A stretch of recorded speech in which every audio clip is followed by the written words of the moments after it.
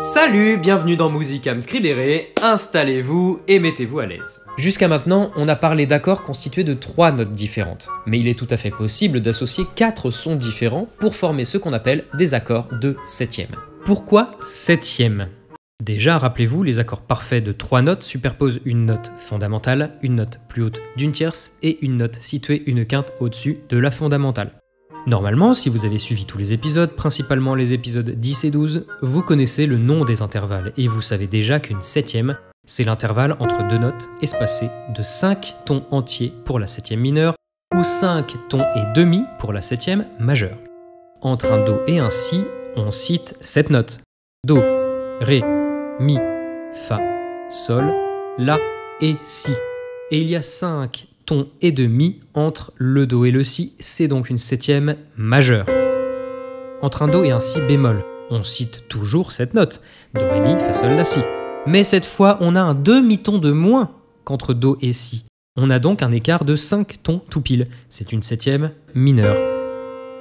Maintenant que les rappels sont faits, voyons comment construire ces accords de septième. Vous vous doutez bien qu'avec 4 sons, les possibilités sont plus nombreuses qu'avec des accords de 3 sons. Les accords de septième sont, comme les triades, des empilements de tierces, majeurs ou mineurs. Donc tous ces accords sont construits comme un accord de 3 sons, majeur, mineur, augmenté ou diminué, auquel on ajoute une 4e note, la septième, placée une septième au-dessus de la note fondamentale. On va commencer par les accords de septième bâtis sur un accord parfait majeur. Prenons Do majeur, en toute originalité. Do, Mi, Sol. Là, on a plusieurs choix. On peut ajouter une septième mineure, par exemple. On aura Do, Mi, Sol, Si bémol.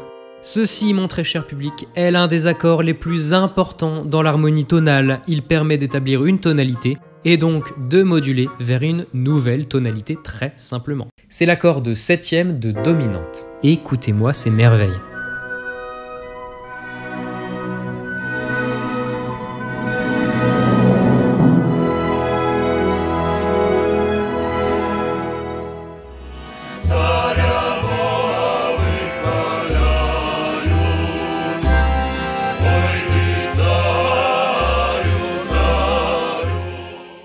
Si on regarde, les 3 premières notes forment un accord majeur, on l'a dit, et les 3 dernières, un accord diminué.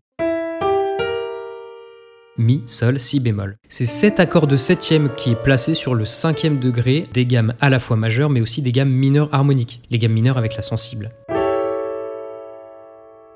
L'accord de dominante contient la sensible de la gamme, c'est pourquoi la tension que génère cet accord de septième de dominante réclame une résolution sur un accord du 1er degré. Tous les autres accords de 4 sons sont appelés septièmes d'espèce, et on en répertorie 7. Deuxième accord de 4 sons, l'accord de septième majeur. Alors, on garde notre base d'accords majeurs, Do, Mi, Sol. Mais cette fois, on ajoute la septième majeure. C'est un demi-ton plus haut que pour l'accord précédent, on aura donc Do, Mi, Sol et Si. On a donc un accord majeur avec Do, Mi, Sol, et un accord mineur avec Mi, Sol, Si.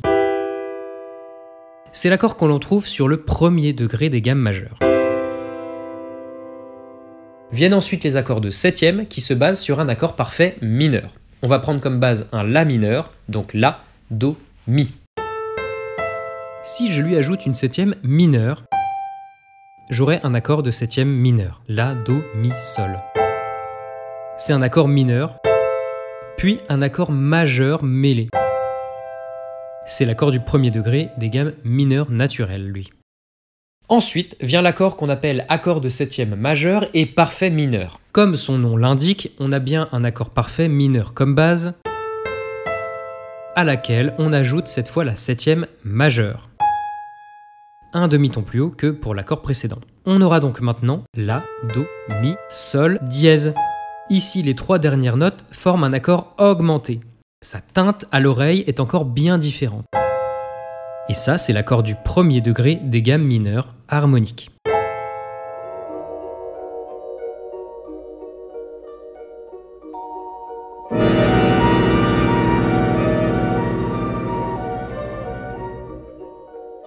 Maintenant, les accords bâtis sur des triades avec quinte diminuée, donc fondamentale, tierce mineure, quinte diminuée. Prenons Do, Mi bémol, Sol bémol. Si on ajoute une septième mineure, on obtient l'accord de septième mineure et quinte diminuée. Ici, ça donnera Do, Mi bémol, Sol bémol, Si bémol. Un accord diminué avec les 3 premières notes, puis un accord mineur si on considère les 3 dernières. Utilisé comme deuxième degré dans une gamme majeure, ce qu'il n'est pas à la base puisqu'il contiendrait une note étrangère à la gamme, il apporte une saveur très appréciable, je trouve.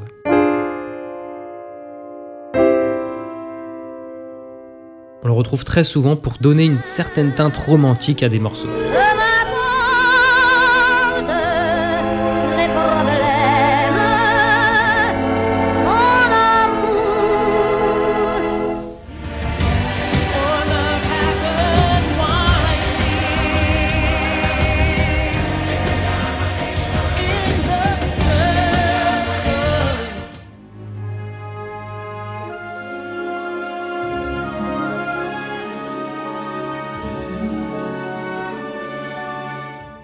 Toujours avec un accord diminué, mais avec une septième diminuée ajoutée. C'est l'accord de septième diminuée.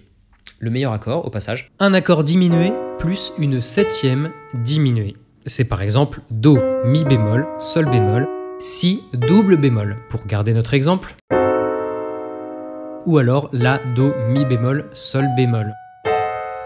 C'est simplement un empilement de tierces mineures. C'est toutes des tierces mineures. La Do, tierce mineure. Do, Mi bémol, tierce mineure, Mi bémol, Sol bémol, tierce mineure. Cette particularité fait qu'il n'existe que 3 versions de cet accord. Vous allez voir.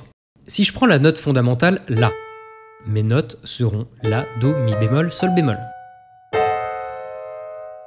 Si je prends Si bémol comme fondamentale, mes notes seront Si bémol, Ré bémol, Fa bémol et La double bémol. Si je prends Si comme fondamentale, mes notes seront Si, Ré, Fa et La bémol.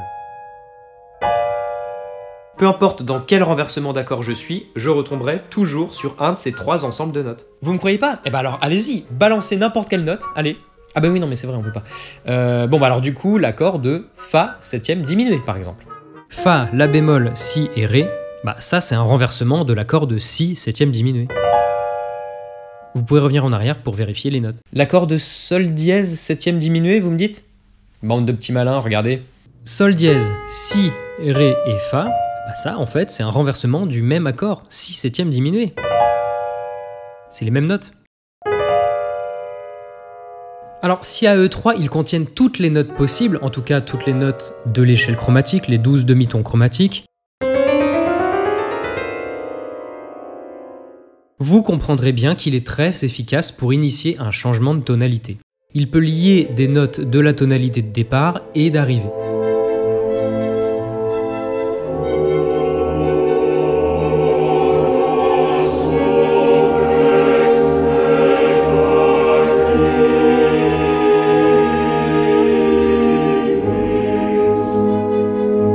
En plus de ça, posé comme ça, sans contexte harmonique, il a une teinte vraiment tragique, qu'on adore parce qu'il ne contient que des tierces mineures, les plus petits intervalles consonants, et surtout une quinte diminuée, le fameux triton.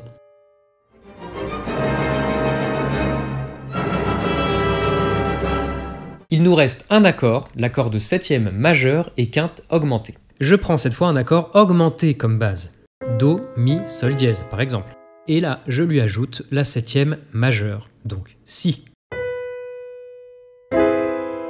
Do, Mi, Sol dièse, Si est composé d'un accord augmenté et d'un accord majeur entremêlé. Il est temps de résumer. Le premier accord est l'accord de septième de dominante, un accord majeur et une septième mineure. Ensuite, on a l'accord de septième majeur, avec un accord majeur et une septième majeure au-dessus. L'accord de septième mineur, c'est un accord parfait mineur, et une septième mineure aussi. L'accord de septième majeur et parfait mineur, c'est un accord parfait mineur, voilà, on vient de le dire, mais une septième majeure. L'accord de septième diminué, c'est un accord de quinte diminuée et une septième diminuée, c'est toutes les tierces mineures superposées là. L'accord de septième mineur et quinte diminuée, c'est un accord de quinte diminuée et une septième mineure au-dessus. L'accord de septième majeur et quinte augmentée, c'est un accord de quinte augmentée et une septième majeure. Ça va, pour les deux derniers, tout est dans le nom.